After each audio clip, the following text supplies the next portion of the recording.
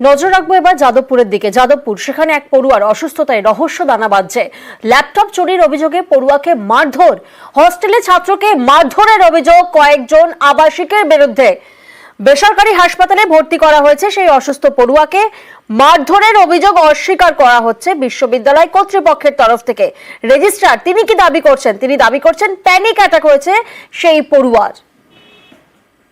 ও যেহেতু একটু panic attack হয়েছিল, ভয় পেয়ে গেছিল এবং আমাদের মেডিকেল অফিসার এসেছিলেন এবং যেহেতু আমাদের কেপিসির সঙ্গে টাই আপ করা আছে সেই কারণে আমরা তার নিরাপত্তা এবং তার শরীরের স্বাস্থ্যের কথা ভেবে তাকে ভর্তি করেছি। আর নিজেরও ল্যাপটপ একটা চুরি ঠিক না, ওদের মিসপ্লেসড হয়েছিল, পরবর্তীকালে ওরা সবই ল্যাপটপ এবং মোবাইল পেয়েও গেছে।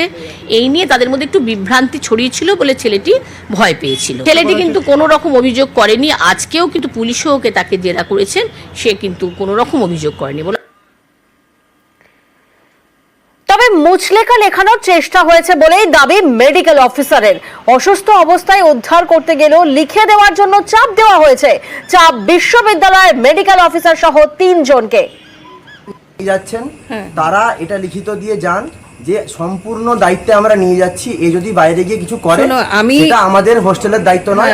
আমি ইউনিভার্সিটির ডক্টর, আমার রেজিস্ট্রেশন নাম্বার আছে এবং এটা আমার দায়িত্ব প্রত্যেকটা স্টুডেন্টের জন্য। তোমার কিছু হলে তার জন্য আমার দায়িত্ব, এর জন্য আমাকে লিখতে হয় না। আমি যেটা বুঝতে পারলাম যে হ্যাঁ আপনি এরকম মনে হচ্ছে, হয়তো আপনি ডক্টর পেশেন্টের জন্য মনে হতেই পারে, কিন্তু আমাদেরও তো একটা ভয় রয়েছে মনের মধ্যে না? পুরনো একটা তোমাদের ভয় ছেলেটি পালিয়ে যাবে না এবং আমিও পালিয়ে যাব না, বা দিন স্যারও পালিয়ে যাবে না। আপনারা যারা আছেন, আমাদেরকে ভিডিওটা করে নাই, আপনারা যারা এখানে আছেন তারা তো নিশ্চয়ই কোনো নির্দিষ্ট ভাবে আছেন, তো তারা একটা লিখিত দিন যে আমরা এই 3 জন একে নিয়ে গেলাম। লিখিত দেওয়ার কাজ আমার নয়, আমি ডাক্তার। তুমি দরকার হলে আমরা কি করে কালকে আমাদের ভয় লাগছে, বুঝুন না? ছেলে তোমাদের নয়, ওর মালিক হয় ওর বাবা আর ইউনিভার্সিটি ভিসি স্যার।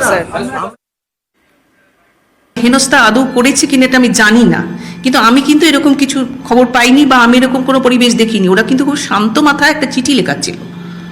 চিঠিটা আমি ছিঁড়ে ফেলে দিলাম, কিন্তু ওরা শান্ত মাথা, ওকে কিন্তু কোনো বকাবকি মারধর তো করেইনি, কারণ হোস্টেল সুপার বরাবরই ওর সঙ্গে ছিল। যখন থেকে ল্যাপটপ চুরি গেছে এবং ল্যাপটপ পাওয়াও গেছে, পুরোটাই কিন্তু হোস্টেল সুপাররা ওকে ধরে দাঁড়িয়েছে। যেহেতু আগে আমাদের এরকম ঘটনা ঘটেছে যাতে কাউকেই সাফার করতে না হয়, সেজন্য হোস্টেল সুপার ওকে গার্ড করে বসেছিল।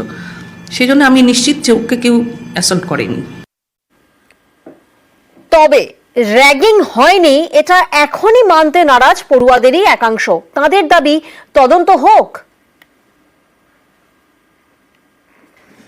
ইউনিভার্সিটি প্রথম কথা হচ্ছে 2 ঘন্টার মধ্যে এটা জানতে পারলো কি করে যে কোনো রকম র্যাগিং হয়নি? আমরা জানতে চাই যে কোন ইনভেস্টিগেশনটা হয়েছে যেখান থেকে ইউনিভার্সিটি এই কনক্লুশনে আসছে যে কোনো র্যাগিংটা হয়নি। আমরা যারা ক্যাম্পাসে পড়ি, আমরা যারা এই মুখগুলোকে চিনি, তারা জানি যে এরা একসাথে যুক্ত পুরো ব্যাপারটার মধ্যে। তারা অংশমানেরই ক্লোজ। এরা আগের বছরের ঘটনাটা যখন ঘটিয়েছিল, কালেকটিভ বলে একটি সংগঠন, এরা সবাই মোটামুটি তাদের সাথেই যুক্ত। এবং আজকেও যারা আমাদের ওপরে চড়াও হয়, যারা মারে, তারাও ডিরেক্টলি কালেকটিভের সাথেই যুক্ত। আমরা কিন্তু এটা একবারও বলিনি যে মেন হস্টেলে সবাই রাগার, কিন্তু মেন হস্টেলে এই গুটি কয়েক কিছু মানুষ রয়েছে, একটা পার্টিকুলার গ্রুপ রয়েছে যারা আগের বছর এই জিনিসটা ঘটিয়েছে, তারা এখনো এই জিনিসটা ঘটিয়ে চলেছে।